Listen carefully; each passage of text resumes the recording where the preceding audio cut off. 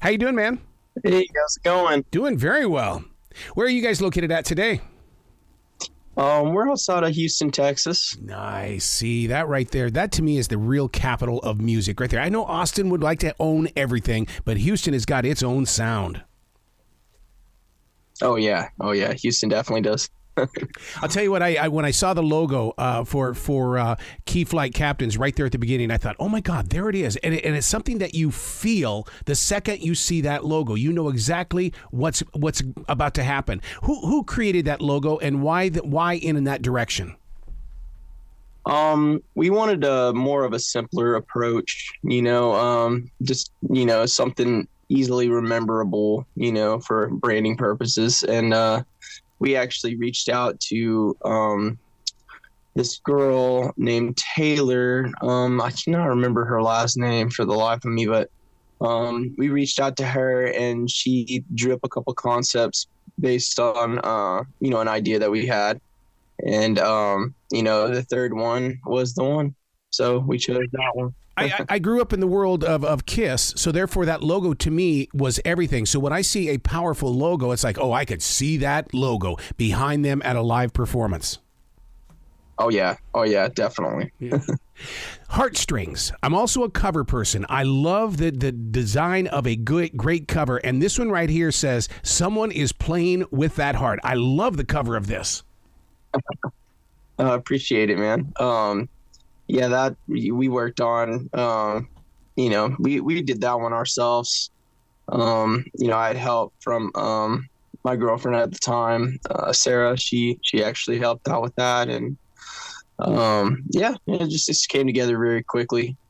There's some hardcore drive in this song. I mean, when you first start listening to it, it's almost like I'm banging my hand on that steering wheel, but it knows exactly where it wants to go. Yeah, definitely got the drive, and there's a bit of a waltz to it if you can hear that. When you bring in the different forms of genres, such as that waltz, I mean, is that sitting down and working it out with an acoustic guitar first or a piano, or how do you bring those two together to marry them? Yeah, so it started with a riff on an acoustic guitar. And, I didn't know the timing of it. I thought it was odd for us. Usually we, typical songs like around 4/4. But this timing it had like a sway to it. So we're like, oh, okay. And found out it's, 3/4 timing or something like that. I'm not like an expert, but, that's generally like I looked it up and it's like, oh, yeah, it's the waltz. It's got that swing to it. And, yeah, I guess, it just started with the riff. That's all. Do you think there'll be an unplugged version of it? Oh, yeah, definitely. Really? See, that's the kind of stuff that I love about modern musicians with the way that you guys are writing songs, is that there are so many different levels of play that you can take a piece of music. That's very true. That is very true. We definitely will have an acoustic version out in the next, I'd say 2 weeks, 3 weeks. Just to follow up this one. Don't you think that's going to put you on Top 40 radio as well as adult Top 40 radio? I mean, that opens up the door. I mean, because look what it did with so many bands in the 1990s when they would release that more acoustic sound. Yep. Yeah. Sometimes, it works, who knows? I'll never forget when the group Extreme came into our studios at 95.1 and they gave us More Than Words. And I was like, you've got to be kidding me. This right here is going to set things straight. Yeah, that was a big one, huh? It was. So now, are you guys in search of that kind? Because I mean, you've gotten radio airplay. Do you go out looking for the song, or is it like, this is what I'm feeling in this moment of now? I feel that this when we release it, people are going to dig it, but it doesn't have to have that radio airplay. I mean, there's talks and discussions of like, the song's organic, like it comes from the idea of it, not really like us being like, all right, let's plan a song out for radio. But, we do go through like, I don't want to say like a checklist or whatever, but, there's certain format, that radio has to go by, and we try to go along with the guidelines of that. And, we feel like, we had a good, a lesson in that with, the Rod Ryan show over here in Houston, Texas. So, you know, they, you know, oh, you can't have a song over 4 minutes and 30 seconds. You know, you got to hit the chorus before like 51 seconds Yep. and stuff like that. So, Oh yeah, because yeah, I was the music director for a radio station, and it was like, okay, where's that hook? I need it by 25 seconds, or it's going into file 13. You know, because we always thought we knew what the listener wanted. Blah blah blah. Boy, were we ever wrong so many times. right. Yeah, I think that's the key thing to take away is, you know, honestly, you got to get that hook in there and you know, you got to draw people in, man. That's what it's all about. Is it more difficult today knowing that streaming is out there as well, and that listening audience is 100% completely different from a terrestrial radio audience? I would say, you know, it is difficult in a way, you know, just because everything's so spread out and, you know, and it's not very, I don't know, there's not just one big funnel, you know, there's a lot of many avenues, but that's another cool thing about it is there's so many avenues, there's so much new music, and, you know, honestly, it's a good thing and a bad thing, just like pretty much anything else. Yeah, because I could be listening to Sirius XM, and they've got so many different channels that are broken down, and you're going, well, wait a second, I just heard this song on this channel, but I'm over here at this channel, and I'm hearing something, and you just keep jumping all over the place to keep finding your music. Yeah, that's true. There's, you know, you, like you said, you'll catch like some song, you know, be on, you know, Lithium, but it was on like top, and, you know, like the pop hits or something like that. Yeah. Oh, I know exactly what you're talking about. Yeah, because they break it down to the TikTok channel and all that. I'm going, my God, I mean, to be on TikTok and to have that following is amazing. Yeah. Yeah, it's crazy how TikTok's kind of developed, and you know, it's you know, a lot of people are using it as an awesome marketing tool, you know, and you know, we're actually getting on that bandwagon as well, and it's really cool to see everything kind of. We've known some people to have some viral videos and stuff like that, and it's changed, you know, their success and their trajectory. It's really cool, man, just to see how things like an app or, you know, some social media can take a band and elevate a band. Does that change you as songwriters? Because I know as a mobile entertainer, when somebody comes up and says, no, you're not playing it like TikTok does. It needs to be faster. It needs to be shorter. Hurry up and get out of this song. Don't play the full thing.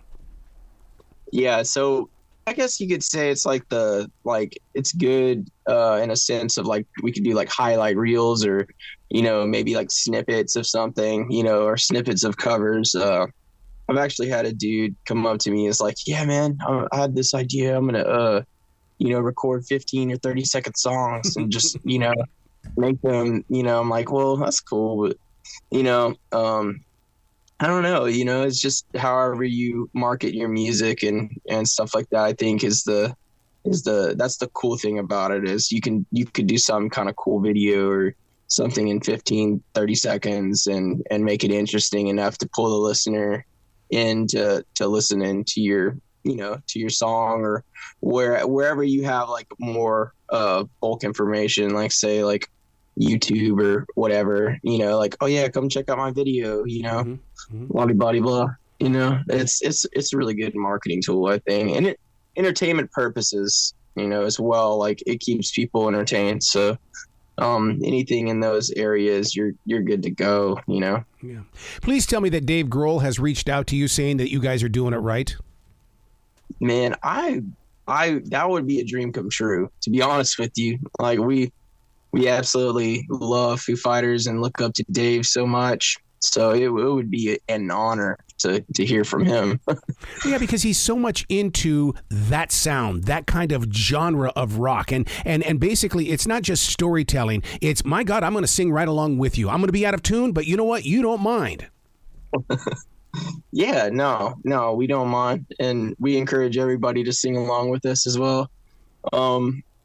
Yeah, I think that would be crazy if he was like, hey, you know, this is actually a cool band, you know, and we got more in the oven ready to go, you know. So then the day that you meet Corey, do you know right away that, oh my God, this collaboration is going to grow? Yeah, I feel like when I met Corey, I knew that this was a dude that I want to make music with. Yeah. You know what I mean? He's just got the when he hits those drums, man, it's serious. It's hard. Every time we're in rehearsal mode and he cracks that bell brass. Oh man, we better be having some ear protection or something, man. It's loud. Yeah, but I always use the drummer as my refueling station. I would go back there just to get into that drum beat so I could get more energy to go back up front. Oh yeah, like I feed off of his energy. He's sitting there, pounding them out on stage, and I'll go over to the drums and try to get some of that energy from him. He keeps me going. He keeps pushing me, and I feel the the beat's strong with that one. So when you guys are recording music, do you do a scratch track first and then you lay down the drums, or how do you guys build your songs?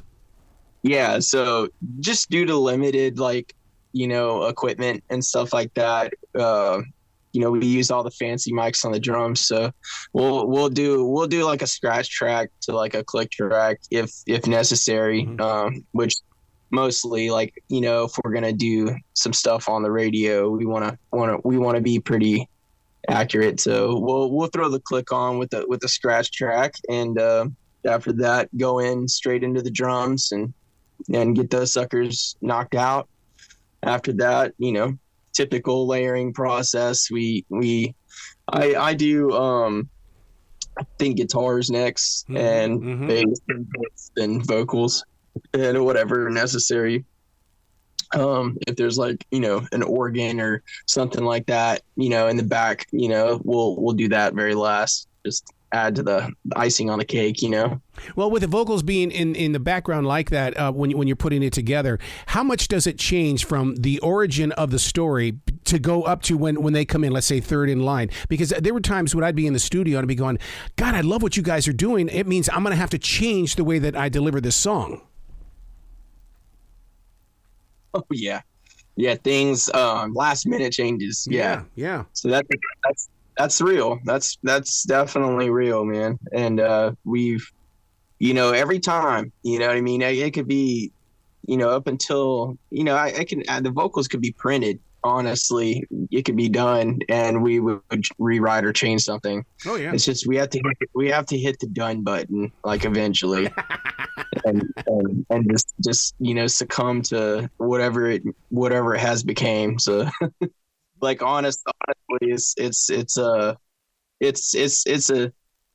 like a love-hate thing, man. So yeah. Do you keep the scratch paper? Because I do, because it's like my wife says that there's a lot more when you're scratching out words, and there's a bigger and better story. Yeah, so I definitely keep the scratch paper. Yeah. I definitely, I draw from a list of things, and sometimes it's not, the story's not so easily written. Sometimes we have to, kind of actually carve out our own story in what was given. So yeah, it's the lyrical process is probably my least favorite, but I'm also what they call the last minute Louis. I'm the last minute with that stuff.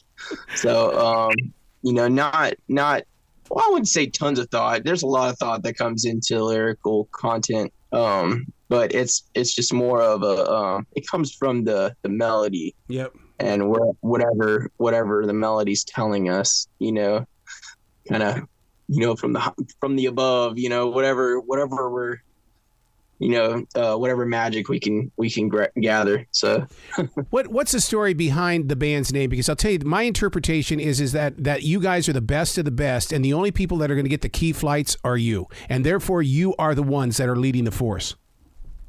Wow. I love that interpretation. Honestly, it could mean that, or it can, the where the origins of the name are about as stupid as it can get. But we were sitting around feeling defeated, and I say we, it was me and our ex bass player Dan G. We were we were just sitting there.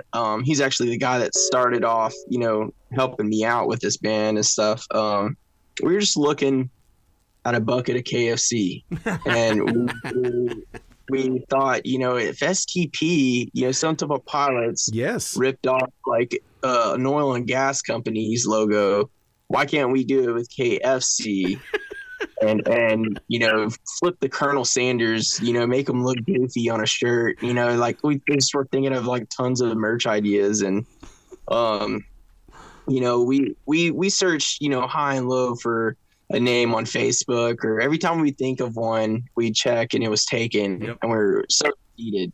So we kind of just, you know, it just resulted in kind of just sitting there looking at this bucket that was in front of us. We're completely bored looking at this thing. We're like, you know, it'd be really funny if we, you know, all right. So we started just making up names that to fit the you know.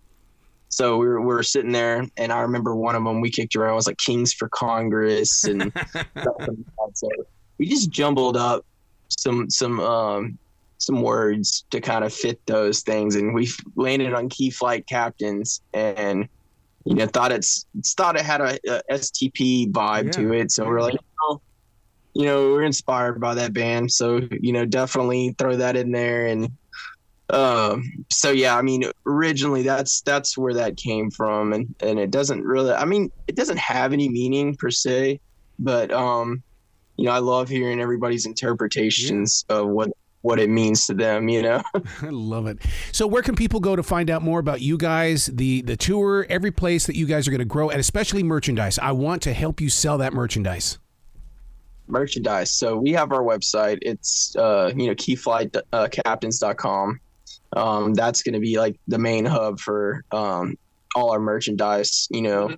And we have a link tree. I think it's just Key Flight Captains, you know, link tree. Excellent. Please come back to this show anytime in the future. Ryan, the door is always going to be open for you, dude. Oh, man. Thank you, Arrow. Appreciate that, dude. Thank you, man. Be brilliant today, okay? All right, man. You too. Take care.